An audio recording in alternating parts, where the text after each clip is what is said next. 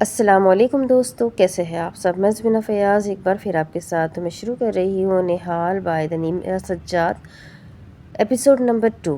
اور شروع کرنے سے پہلے ہمیشہ کی طرح کہوں گی کہ اگر آپ میرے چینل پر نئے ہیں اب تک چینل کو سبسکرائب نہیں کیا تو پلیز چینل کو سبسکرائب کر لیں، بیل آئیکن کو ضرور دبا دیں۔ ناول آپ کو کیسا لگ رہا ہے کمنٹ کر کے ضرور بتائیے گا۔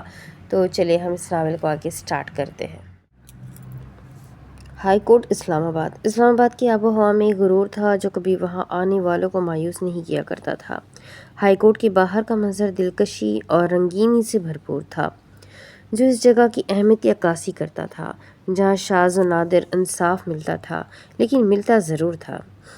ہلکی دھوپ نے عمارت کے سامنے موجود بڑے درختوں کے نیچے سایہ پھیلا رکھا تھا اور ہوا میں تازگی بھری خنکی محسوس کی جا سکتی تھی۔ معمول کا ہجوم عدالت کی عمارت کے آس پاس پھیلا ہوا تھا۔ وکیل، پولیس اہلکار اور عام لوگ اپنے اپنے کاموں میں مصروف تھے۔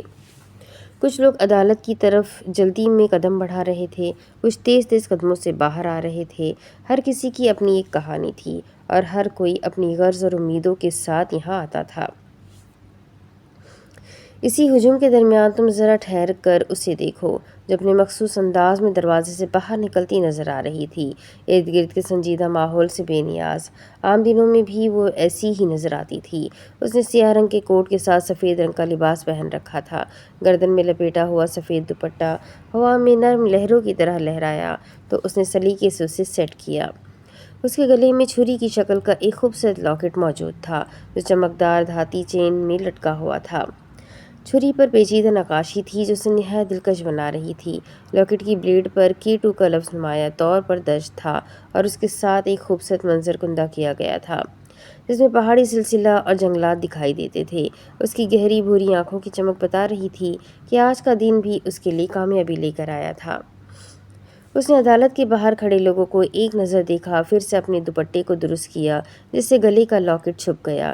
وہ مسکرائی اور گہری سانس اندر کو کھینچی، گویا خود کو شاباشی دے رہی ہو۔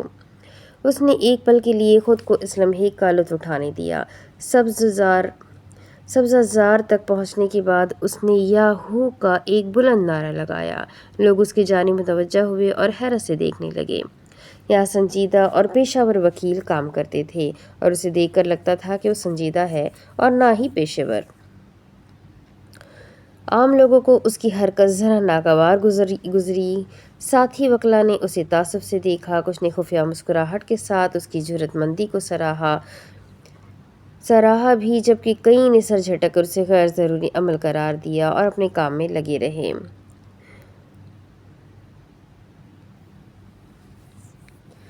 او ناما تینامی سونو الزاتو، او بیلا چاؤ بیلا چاؤ بیلا چاؤ بیلا چاؤ چاؤ چاؤ، اونا ماتیتنا می سونو الزاتو، اے ہوتو واتو لینووا زورو۔ یہ ہے کیا؟ وہ اپنا بیگ ہوا میں گھماتی خود بھی گول گول گھومتے ہوئے گا رہی تھی، کیونکہ ہمیشہ کی طرح آج بھی وہ خوش تھی۔ او بیلا چاؤ بیلا چاؤ بیلا چاؤ چاؤ، او پارتی جیانو پورتا می کیمی سینودی موریر ایریر۔ اے جونیئر وکیل، یہ کیا تماشا ہے؟ ایک صاحب بہادر آگے آئے اور اس سے ڈپٹا، جو ہر پیشے کے بعد ایسے جشن مناتی جیسے وہ کیس ہی جیت گئی ہے۔ ان کا ٹوکا جانا اسے سخت ناگوار گزرا تھا۔ او سیٹھی صاحب، آج جج صاحب نے میری تعریف کی ہے، بولے تمہاری جگہ ہائی کورٹ میں نہیں ڈیالہ جیل میں ہونی چاہیے۔ وہ مسکرا کر تفخر سے بتا رہی تھی، اور سیٹھی صاحب کی ناگواریت میں بھی اضافہ ہوا تھا۔ پرچی پر آنے والوں ایسے ہی پروٹوکول دیا جاتا ہے۔ تم نئی نہیں ہو اور یہاں ماحول خراب کرنے کی کوشش مت کرو، انہوں نے تلخی سے کہا۔ آؤچ! یہ پرسنل اٹیک تھا اور اسے زور کا لگا تھا۔ یہ کہنے والے وہ نئے نہیں تھے۔ ہر دوسرا نہیں تو تیسرا وکیل اس عدالت میں اسے پرچی وکیل کے نام سے ہی پکارتا تھا، اور وہ ایسا تاثر دینے میں ماہر تھی کہ کتے بھونکتے رہتے ہیں۔ اویارتی جیانو पुरतामी विया ओ बेला चाओ बेला चाओ बेला चाओ चाओ चाओ। उसने भी अपनी ढीठपन का सबूत देते हुए फिर से गुनगुनाना शुरू किया और आगे बढ़ गई, लेकिन अगले लम्हे खामोश भी हो गई कि सामने से उसके मौक्किल की अधेड़ उम्र वालिद उसकी जानिब चलते आ रहे थे। उनके चेहरे पर परेशानी की लकीरें और आंखों में एक आस थी। वो एकदम ही संजीदा नजर आने लगी। कोई उससे ज़्यादा काबिल, तजुर्बेकार, माहिर वकील है तो सामने आए। मैडम, कैसा रहा केस? उन्होंने बेचैनी से पूछा। आवाज़ में उम्मीद और खौफ का मिला जुला रंग था। उसका दिल किया झूठ कह दे, लेकिन ना कह सकी। वो वक्त पर ना पहुंच सके थे। अंकल जी, आज का फैसला हमारे हक में आया है, मगर अभी आपको ज़्यादा खुश होने की ज़रूरत नहीं है, क्योंकि हमें आगे मज़ीद अच्छा केस बनाने की तैयारी करनी है। लेकिन मैं सब देख लूँगी, आपको फ़िक्र करने की भी ज़रूरत नहीं है, सब ठीक हो जाएगा, उसने तसल्ली आमेज़ अंदाज में कहा। कैसे फ़िक्र ना करूँ? फ़िक्रमंद ना हो वकील साहिबा, हर कोई आपसे केस वापस लेने का कह रहा है कि आप एक अच्छी वकील नहीं है। वो परेशानी से ज़्यादा कश्मकश में थे कि कहीं वो कुछ गलत ना कर दे। तो आपने क्या सोचा? उसकी सारी बेनियाजी हवा हुई। ये अंकल वकीलों को इससे मसला क्या था? मैं वली मोहम्मद की बेटी पर भरोसा करता हूँ। अब तक केस की हर कामयाबी आपकी मेहनत और लगन का नतीजा है। अल्लाह आपको खुश रखे मैडम। मुझे अपना वकील नहीं बदलना। सर से जैसे कोई बोझ हटा था। वो मुस्कुरा उठी और दुआएं लेना उसकी कुल हिजरत थी। आप वली मोहम्मद को जानते हैं, वो मेरे बाबा है। दुनिया इधर की उधर हो सकती है, लेकिन वो अपनी बेटी की सिफारिश नहीं कर सकते। लेकिन यहाँ सबको लगता है मैं उनकी तगड़ी सिफारिश पर आई हूँ, तभी हिरास करते हैं। उनकी जानिब से खुद पर एतमाद का यकीन होते ही उसने सादगी से कहा, उनके खिलाफ कोई शिकायत वगैरह क्यों नहीं करती? शिकायत करने के बाद भी मुझे उन लोगों के साथ यही काम करना है अंकल, इसीलिए उन्हें अपने तरीके से डील करने की कोशिश करती हूँ। बाकी अल्लाह देख लेगा। उन्होंने मेरी वर्क प्लेस पर मुझे हिरास किया है। मैं तो अपनी बारी का इंतज़ार कर रही हूँ कि कब बॉल मेरे कोर्ट में आती है। खैर, अब चलती हूँ। राइड बुक की थी, कार आ गई है, और दुआ करे सब ऐसे अच्छा ही चलता रहे। उसने मुस्कुराकर इतनी खतरनाक बात कर दी कि वो हक्का बक्का से उससे कार की जानिब जाता देखते रहे। क्या वो वली मोहम्मद की बेटी पर भरोसा करके ठीक कर रहे थे? कार में बैठते हुए सीधा महरिंग मलिक के चेहरे पर एक पुरस्कार सी मुस्कुराहट थी, जो बता रही थी कि वह हर चैलेंज का सामना करने के लिए ही पैदा हुई है। लॉकेट को उंगलियों में घुमाते हुए वो आगे का लाइहा अमल तय कर रही थी। कोयटा, बलूचिस्तान। अपने कमरे में आकर वो दरवाज़ा बंद किए उससे टेक लगाए खड़ा रहा। ये सब ऐसे नहीं होना चाहिए था। वो इस सब के लिए कतई तौर पर तैयार नहीं था। वो सरदारी जैसी जिम्मेदारी नहीं ले सकता था। मेरे कंधों पर इतनी भारी जिम्मेदारी डालकर आप कैसे जा सकते हैं? दिल का शिकवा आखिरकार ज़बान पर आ ही गया। उसकी पेशानी पर पसीने की बूंदें चमक रही थी और वो अपना सीना मसल रहा था। दुख, बेचैनी, तकलीफ हद से सिवा थी। उसके जहन में ख्यालात की एक तूफ़ानी लहर दौड़ रही थी। एक के बाद एक सोच दिमाग की स्लेट पर नमूदार होती और उसे मज़ीद तकलीफ से दो चार कर जाती। उसका दरवाज़ा खटखटाया गया और साथ ही एक निस्वानी आवाज़ आई। अपने आप को कंपोज करके वो दरवाजे से पीछे हटा, चेहरे और बालों पर हाथ फेर कर खुद को रिलैक्स किया और दरवाज़ा खोल दिया। उसने मुस्कुराने की कोशिश की, लेकिन सामने खड़े वजूद को देखकर उसका दिल किया दहाड़े मार मार कर रोए। वो मुस्कुरा रही थी। आखिर ऐसे हालात में वो मुस्कुरा कैसे सकती थी? देख ले निशी, कितनी बहादुर है। मैं किसी के सामने नहीं रोई, बस आपका इंतज़ार करती रही, क्योंकि आप जनाजे के बाद से घर वापस नहीं आए। वो कहते हुए अंदर आ गई और दरवाज़ा बंद किया। वो उसे देखे गया। आपकी तबीयत ठीक नहीं लग रही, क्या हुआ है? वो फिक्रमंद लहजे में बोली। सरदार ने एक लम्हे के लिए अपनी भतीजी की तरफ देखा। उसके चेहरे पर तकलीफ और परेशानी के आसार नहीं थे। वो नॉर्मल लग रही थी। वो बेड के साथ टेक लगाकर ज़मीन पर बैठ गई। निशी, मेरा ख़ानदान उजड़ गया यार, अब हम क्या करेंगे? वो भी उसके साथ आकर बैठ गया। उसकी आंखों के डोरे सुर्ख होने लगे। निशा की आंखों में भी आंसू छलकने लगे। उस इंसान के सामने फ़िल्टर लगाने की ज़रूरत नहीं थी। उसके दिल का हाल जानता था। उसके चेहरे पर एक अजीब सी बेबसी और दुख का साया छाने लगा था, जैसे वो भी अपने दिल के अंदर एक समंदर भर का गम लिए बैठी हो। मुझे रोना क्यों नहीं सिखाया? मैं इतने बड़े क्राइसिस के बाद रो भी नहीं पा रही। میرے ماں باپ چلے گئے اور میں بے حس بنی رہی۔ آپ کہتے تھے رونے سے مسئلے حل نہیں ہوتے، میں نہیں روئی تو بھی میرا مسئلہ حل کیوں نہیں ہوا؟ وہ اس سے شکوہ کر رہی تھی۔ چاچو مجھے امی ابو کی یاد آ رہی ہے۔ میں نے کبھی نہیں سوچا تھا نشا کے زندگی میں ایسا کچھ ہو سکتا ہے، کیونکہ نشا کے آس پاس موجود لوگ طاقتور اور بہادر ہیں۔ وہ اعلیٰ قبیلے سے تعلق رکھتے ہیں، وہ سب نشا کی حفاظت کریں گے۔ اس کی آواز بھرائی ہوئی تھی۔ امی ابو کی ہنسی، ان کے گلے لگنے کا احساس، ان کی باتیں، وہ سب خواب سا کیوں لگ رہا ہے اب؟ میں نے کبھی نہیں سوچا تھا کہ امی کے بغیر مجھے یہ دنیا اتنی خالی لگے گی، ابو کے بغیر مجھے اتنی بے بسی محسوس ہوگی کہ میں ہر ہنستے چہرے سے حسد کروں گی۔ میں نہیں جی پاؤں گی نا چاچو۔ انہیں واپس لے آئے۔ سردار نے اپنے آنسو ضبط کرتے ہوئے اس کے کندھے پر ہاتھ رکھ کر اسے خود سے لگایا۔ وہ کچھ بھی تبدیل کرنے کی طاقت نہیں رکھتا تھا۔ نشا نے سر اٹھا کر اس کی طرف دیکھا۔ اس کی آنکھوں میں دکھ کی شدت صاف نظر آ رہی تھی۔ چاچو میں پچھلی 3 راتوں سے نہیں سوئی۔ مجھے میرے امی ابو واپس چاہیے۔ مجھے حقیقت کا سامنا نہیں کرنا۔ آپ میرے لیے سب کر سکتے ہیں نا؟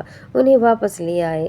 ڈیرے کے کسی لڑکے کو ہاتھ نہیں لگاؤں گی، کسی بڑے کی غلط بات کی درستگی نہیں کروں گی، بلکہ ویسی بن جاؤں گی جیسی دادی اور امی کو چاہیے تھی، با ادب اور با سلیقہ۔ پلیز آپ سب ٹھیک کر دیں۔ آپ سب ٹھیک کر دیا کرتے ہیں۔ اس کے خاموش آنسو بہہ رہے تھے اور نشا عبد الرحمن اس کے سینے پر سر رکھے زور زور سے روئے جا رہی تھی۔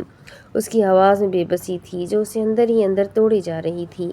رونے کے لیے کوشش نہیں کرنی پڑتی، یہ خود بخود ہو جاتا ہے۔ ہنسنے کے لیے کوشش کی ضرورت پڑتی ہے۔ وہ اس سے کسی طرح کی ہمت نہیں دلا پایا کہ اس صورتحال سے کیسے نکلنا ہے۔ اس نے کبھی اپنی بھتیجی کو یہ نہیں سکھایا تھا جب اس کے والدین وفات پا جائیں گے تو وہ کیا کرے گی، اسے کیا کرنا چاہیے۔ وہ اس وقت خود کو بے بس پاتا تھا۔ نشی میں جانتا ہوں یہ دکھ بہت بڑا ہے، اس دکھ کی تکلیف ہماری ہڈیاں تک جلا رہی ہے، لیکن یاد رکھنا ہم کمزور نہیں ہیں۔ میں تمہیں رونے سے نہیں روک سکتا، پر ہم سانس لیے بغیر پیچھے نہیں ہٹیں گے۔ ہم خون کے بدلے خون پر یقین رکھنے والے لوگ ہیں، اور مجھے میرے خاندان کی قسم میں انہیں نہیں چھوڑوں گا۔ وہ اپنے کیے کی سزا بھگتیں گے۔ تم رو لو جتنا رونا چاہتی ہو، پر حقیقت نہ ابھی بدلے گی اور نہ کل بدلے گی۔ اپنے آنسو کو اندر اتارتے ہوئے وہ مضبوط بنے کہہ رہا تھا، اور اسے اب مضبوط بننا تھا۔ کندھوں پر بھاری ذمہ داری کیا پڑی؟ ساری انا، خود انحصاری اور وحدانیت چکنا چور ہو گئی۔ خاندانوں کی اہمیت تب سمجھ میں آئی جب خاندان سارا اجڑ گیا۔ میں جانتی ہوں کہ آپ سردار نہیں بننا چاہتے، لیکن بابا کے بعد یہ ذمہ داری آپ پر آ گئی ہے۔ یہ مشکل ہے نا؟ وہ کہنا چاہتا تھا کہ ہاں مشکل ہے، اتنا مشکل کہ کندھے ڈھلک جائیں اور سانس اکھڑ جائے۔ اس نے کبھی سربراہ بننے کی کوشش نہیں کی تھی اور وہ خود کو سردار بننے کے قابل نہیں پاتا، لیکن ان حالات میں وہ ایسا کیسے کہہ سکتا تھا؟ میں کبھی اس گاؤں میں واپس نہیں آنا چاہتا تھا۔ شہری زندگی میری منشا تھی، لیکن حالات نے ایسا تماچا مارا کہ میری منشا کی کوئی وقت ہی نہ رہی۔ میں اس وقت کچھ سوچ سمجھ نہیں پا رہا۔ میں نے زندگی میں کبھی نہیں سوچا تھا کہ مجھے ایک دن یہ سب سنبھالنا پڑے گا، لیکن بھائی کو یہ سب معلوم تھا۔ انہیں الہام تھا کہ ایک دن ایسا آئے گا، اور وہ مجھے اس خاندان کا ولی بنا کر چلے گئے۔ میں ان کا کہا نہیں ٹال سکتا نشی، اس لیے اب مجھے ایک مضبوط سردار بننا ہے، چاہے یہ دل نہ چاہے۔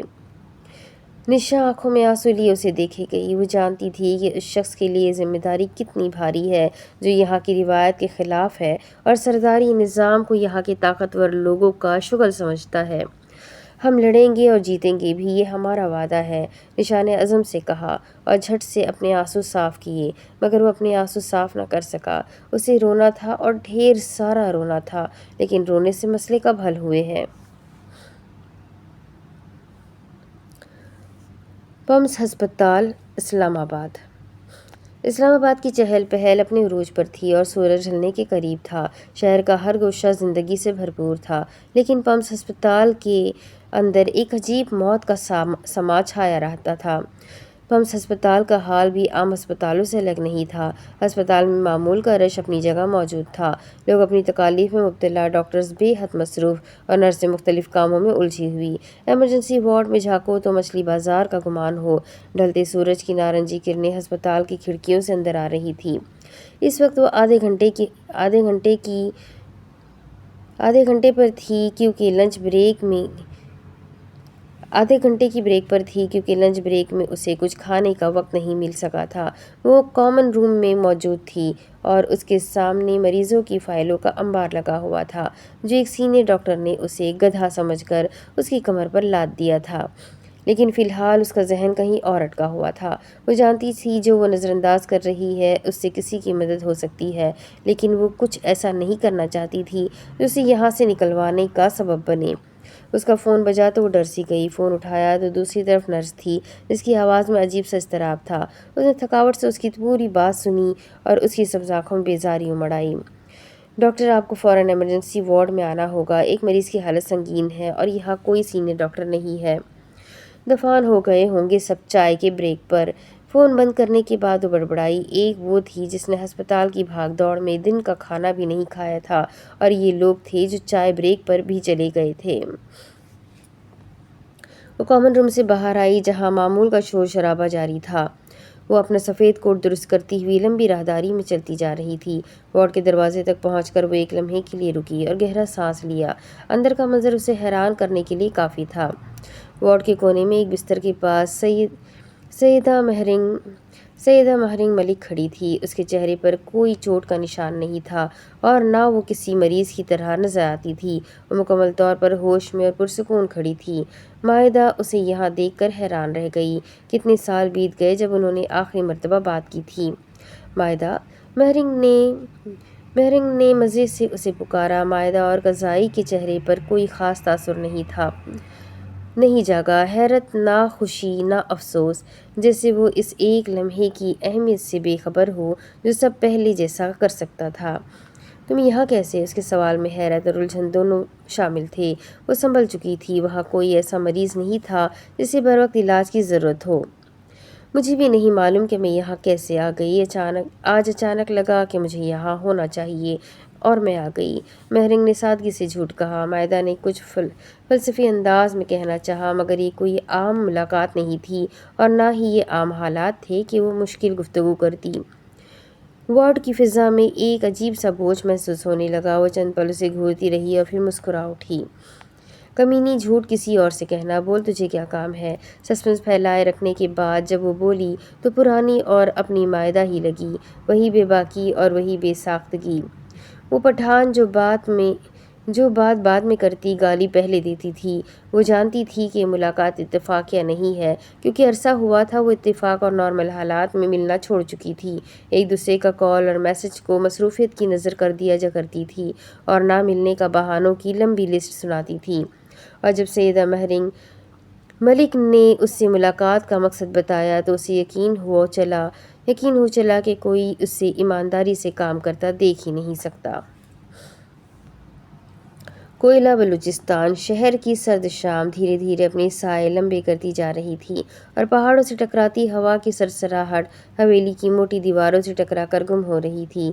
یہ قلعہ نما حویلی اپنے آپ میں وقت کی ایک خاموش گواہ تھی جس کے ہر کونے میں ماضی کی ایک داستان چھپی ہوئی تھی، لیکن آج اس حویلی کی وسیع ہال میں وہ خاموشی ٹوٹ چکی تھی۔ آج کے دن کی اہمیت اس قدیم عمارت کی دیواروں پر بھی محسوس ہو رہی تھی۔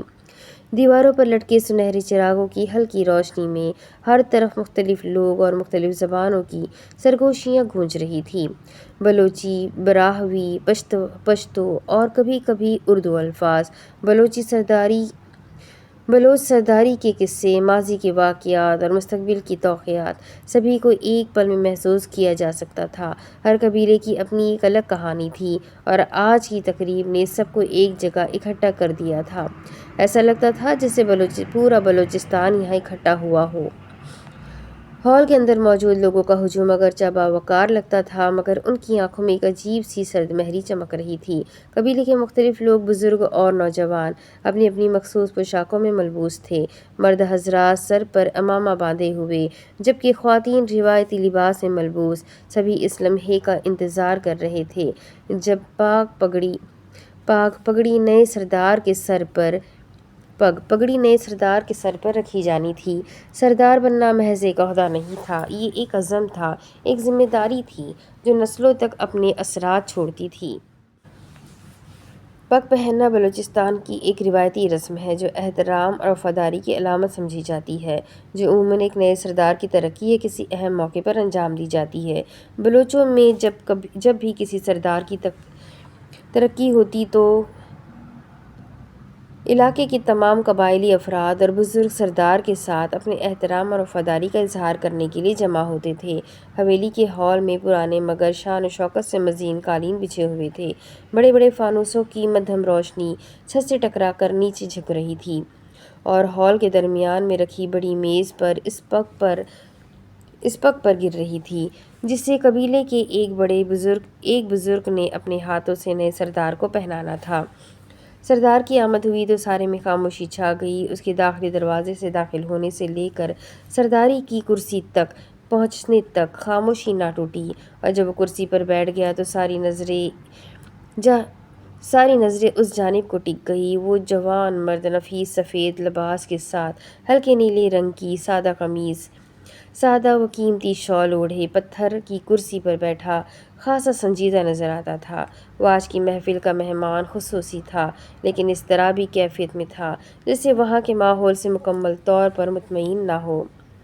یہ وہ دن تھا جس سے بچنے کے لیے اس نے نوکریاں کی اور خود کو ہنرمند بنانے کے لیے سرتوڑ کوشش کی، اور آج وہ وقت تھا کہ اسے سردار کی پگ وراثتی حق کے تحت قبول کرنا تھی، لیکن دل کے کسی کونے میں وہ اس ذمہ داری سے بھاگنا چاہتا تھا۔ اس کے بھائی کی المناک موت کے بعد قبائل کے لوگوں نے اسے بلا لیا تھا۔ ان کی نظریں اسے امید اور رہنمائی کی نظروں سے دیکھ رہی تھی، مگر وہ جانتا تھا کہ وہ یہ بوجھ اٹھانے کے لیے تیار نہیں ہے۔ جب سردار کو پگڑی پہنائی جائے گی تب خاموشی کا وہ لمحہ آئے گا جس میں صدیاں سمٹ جائے گی۔ پگڑی کا ہر پیچ، ہر بل سرداری کی عظمت، عزت اور وقار کو بیان کرے گا، اور اس نئے سردار کے سر پر وہ پگڑی رکھتے ہی وقت جیسے ایک پل کے لیے رک جائے گا۔ ایک سردار کی داستان ختم اور دوسرے سردار کی شروعات ہوگی۔ ایک بزرگ چند قبائلی نوعمر لڑکوں کو سسپنس ڈال کر کہانی بتا رہے تھے۔ تقریب کو نہایت سادگی کے ساتھ ادا کیا جانا تھا۔ ہر کوئی جانتا تھا کہ اس پگڑی کا وزن صرف کپڑے کا نہیں بلکہ ذمہ داریوں اور روایات کا بوجھ بھی اپنے ساتھ لیے ہوئے ہے۔ فضا میں خاموشی اور بوجھل پن کا احساس بڑھنے لگا۔ ہال میں موجود کئی آنکھیں ایک ہی نقطے پر مرکوز تھیں۔ تقریب شروع ہوئی۔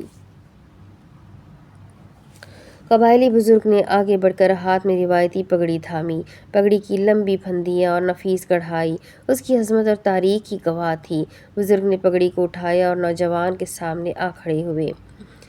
وہ گردن اکڑائے سامنے دیکھتا رہا، خود پر ہزاروں ضبط باندھے وہ سنجیدہ تھا۔ یہ پگ عزت ہے، ذمہ داری ہے، اور ہماری روایات کا تقاضا ہے کہ تم سردار بنو۔ بزرگ کی آواز میں ایک بارعب گونج تھی۔ اس نے ایک لمحے کے لیے اپنی آنکھیں بند کی، جیسے اندرونی جنگ کو کچھ پل کے لیے دپٹ کر سلانا چاہ رہا ہو۔ ذہن میں گونجتے خیالات کو آرام کام کرنا چاہ رہا ہو، اپنی آزادی کا خواب، اپنی مرضی سے زندگی گزارنے کی خواہش سب کو پرے ڈھکیلنا چاہ رہا ہو۔ ہاں، وہ چاہتا تھا کہ یہ سب ایک خواب کی طرح ختم ہو جائے، مگر جانتا تھا کہ سب حقیقی ہے۔ وہ ایسی ذمہ داریوں سے بھاگتا تھا اور آج وہ اس کے گلے پڑ گئی تھی۔ اس نے ایک گہری سانس لی، اپنی دل کی دھڑکن کو قابو میں کیا اور کھڑے ہو کر آہستہ سے اپنے سر کو جھکا دیا۔ بزرگ نے احترام کے ساتھ پگڑی کو اس کے سر پر رکھ چند مزید بل ڈالنے کے بعد اس کی پگڑی کو مضبوط کیا۔ ہجوم میں خاموشی چھا گئی اور پھر اچانک شور اور دعاؤں کی آوازیں بلند ہو گئی۔ اس کے سر پر سرداری کا بوجھ رکھ دیا گیا۔ وہ سردار بن چکا تھا، چاہے اس نے چاہا تھا یا نہیں۔ اس کے کندھوں پر ایک نئی ذمہ داری آن پڑی تھی۔ وہ ایک نئی شناخت اور ایک نئے راستے کی شروعات تھی۔ اس کا دل بھاری ہو گیا تھا۔ پمز ہسپتال، اسلام آباد۔ مائدہ نے تعجب سے مہرنگ کو دیکھا، جیسے وہ اس قسم کی مدد مانگنے کی امید نہیں کر رہی تھی۔ ہسپتال کی کینٹین میں بیٹھے وہ مائدہ اور قزائی کا چہرہ سرخ ہو گیا تھا۔ اس کے صاف ستھرے ماتھے پر شکنیں آ چکی تھیں اور تم یہ مدد کس انداز میں چاہتی ہو؟ سنجیدگی سے پوچھ رہی تھی۔ مہرنگ اپنی آستین کے بٹن درست کرتے آگے کو ہوئی۔ گلے میں لٹکا K2 والا لاکٹ آگے کو جھول گیا۔ اس کا بس نہیں چل رہا تھا مائدہ کے کان میں سرگوشی کی صورت میں ساری بات بتائے، لیکن مائدہ نے ٹھہری پھٹا ڈھول جو چاہ کر بھی آہستہ آواز میں بات نہیں کر پاتی تھی۔ میں چاہتی ہوں کہ تم اس مردہ جسم کو قانونی طور پر خودکشی قرار مت دو۔ مجھے معلوم ہے یہ تمہارے پیشے کے اعتبار سے غلط ہے، لیکن وہ خودکشی نہیں تھی۔ میں پچھلے 2 سالوں سے زین العابدین کے ساتھ کام کر رہی تھی۔ وہ خودکشی نہیں کر سکتا۔ مجھے اس کا پھر سے پوسٹ مارٹم کروانا ہے۔ وکیل صاحبہ نے سادگی سے کہتے اس کی دنیا تہہ و بالا کی تھی۔ مہرا، تمہارا دماغ درست ہے؟ کل اس کا پوسٹ مارٹم ہو چکا ہے۔ تم کسی کی لاش کی بے حرمتی کیسے کر سکتی ہو؟ مائدہ کو یقین نہیں آیا۔ میرے پیشے کا اصول ہے کہ میں اپنے مریضوں کی زندگی اور موت کے معاملے میں سچائی اور انصاف کی پیروی کروں۔ میں اتنی گری ہوئی حرکت نہیں کر سکتی۔ مہرنگ نے قد خفیف سے انداز میں اس کی جانب دیکھا۔ ایک تو اس عورت کا ایمانداری کا بھوت کوئی اتار دے۔ ایسے مت کہو مائدہ، جیسے تم نے اپنی ذاتی مفاد کے لیے کبھی ایسا کچھ کیا ہی نہ ہو۔ اوہ شٹ اپ، ذاتی مفاد یہ تم کہہ رہی ہو؟ مہرنگ، وہ خاموش رہ گئی اور پھر اس نے پرس سے ایک کاغذ نکالا اور مائدہ کی طرف بڑھایا۔ اس کی لمبی اور پتلی انگلیاں خوبصورت تھیں۔ یہ وہ معلومات ہے جو اب تک مجھے ملی ہے، اور اتنی اندرونی معلومات میں تمہیں صرف اسی لیے دے رہی ہوں تاکہ تم سمجھ سکو کہ میں اس معاملے میں کس قدر انوالو ہوں۔ اگر میں سچائی سامنے نہ لا سکی تو ایک کلیگ کی موت کی ذمہ دار ٹھہرائی جاؤں گی۔ پلیز صرف اس مرتبہ میری مدد کر دو۔ اس نے خودکشی نہیں کی تھی۔ مہرنگ، تمہیں میرے پاس نہیں آنا چاہیے تھا۔ مائدہ نے کاغذ کو بغور دیکھا اور پھر اس نے سرد مہری سے کہا۔ مہرنگ اس کی بات سنی تو اس کے چہرے پر ایک مدھم سی مسکراہٹ آ گئی۔ مائدہ، میں جانتی ہوں یہ تمہارے لیے مشکل ہے، لیکن اس وقت تمہاری مدد ہی سچائی کو سامنے لا سکتی ہے۔ پہلی معصومانہ کوشش مجھے نہیں کرنی یار، تمہاری مدد، جاؤ یہاں سے، وہ اب کی ناراضگی سے بولی۔ مہرنگ کے چہرے پر مایوسی کے آثار نمایاں ہوئے اور وہ تھوڑی سی جذباتی بھی نظر آنے لگی۔ بس مگرمچھ کے آنسو نکلنے کی دیر تھی۔ مجھے واقعی تمہارے پاس نہیں آنا چاہیے تھا۔ مجھے لگا ابھی دوستی میں مدد کی گنجائش باقی ہے۔ ہمارے درمیان اتنا اچھا رشتہ تو تھا ہی کہ کسی کی مدد اسے کبھی انکاری نہ ہو، لیکن میں غلط تھی۔ مجھے واقعی تمہارے پاس نہیں آنا چاہیے تھا۔ مہرنگ نے ایک آخری نظر اسے دیکھا اور اٹھ کھڑی ہوئی۔ روک بھی لو اب، لیکن مائدہ نے سر نہیں اٹھایا۔ وہ افسوس کے ساتھ وہاں سے نکل گئی۔ مائدہ نے اسے خاموشی سے جاتے دیکھا تو اس کے دل میں کھچاؤ سا پڑا۔ وہ اسے ایسے کیسے جانے دے سکتی تھی؟ وہ دونوں ہاتھوں سے سر تھام کر وہیں بیٹھی رہی۔ وہ دوستوں کو انکار نہیں کرتی تھی۔ اف مائدہ! وہ کرسی سے اٹھی اور باہر کی جانب بھاگی جہاں مہرنگ اپنے فون پر کچھ دیکھ رہی تھی۔ پوسٹ مارٹم رپورٹ 2 دن تک بن جائے گی۔ اگر دوبارہ پوسٹ مارٹم کرنا ہے تو آج یا کل میں ہی کرنا ہوگا، اور میری وہاں تک رسائی مشکل ہے، اس نے بے حد ناراضگی سے خفگی سے کہا۔ مہرنگ نے آگے بڑھ کر اسے گلے لگا لیا۔ شکریہ مائدہ، اس نے فرط جذبات سے کہا۔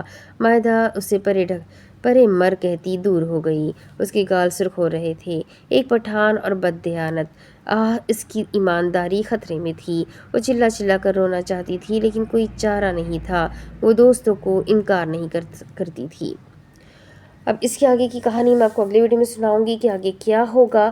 جیسے کہ آپ لوگ دیکھ رہے ہیں کہ یہ ناول بہت باریک لکھا ہوا ہے، تو میں جتنا اسے بڑا کر سکتی ہوں میں اسے بڑا کر رہی ہوں۔ اس سے زیادہ بڑا ہوگا تو یوٹیوب کا ویڈیو بننا مشکل ہو جائے گا، تو اس لیے اگر آپ لوگ صرف پڑھ رہے ہیں، سن نہیں رہے، تو آپ لوگ ویڈیو کو روک کر اسے بڑا کر کے پڑھنے کی کوشش، زوم کر کے پڑھ لیں، یا نہیں تو آپ بس میری آواز سنیں جیسے میں آپ کو سنا رہی ہوں، ویسے آپ پیار سے سنیں۔ میں بہت پیار سے سنا رہی ہوں اور آگے بھی سناتی رہوں گی اس ناول کو پورا کرنے تک۔ تو بس میرے ساتھ بنے رہے، ویڈیو کو لائک کرے، چینل کو سبسکرائب کرے، بیل آئیکن کو ضرور دبائے۔ ملتے ہیں اگلے ویڈیو میں، تب تک کے لیے اپنا خوب سارا خیال رکھیں، مجھے بھی دعاؤں میں یاد رکھیں۔ اللہ حافظ۔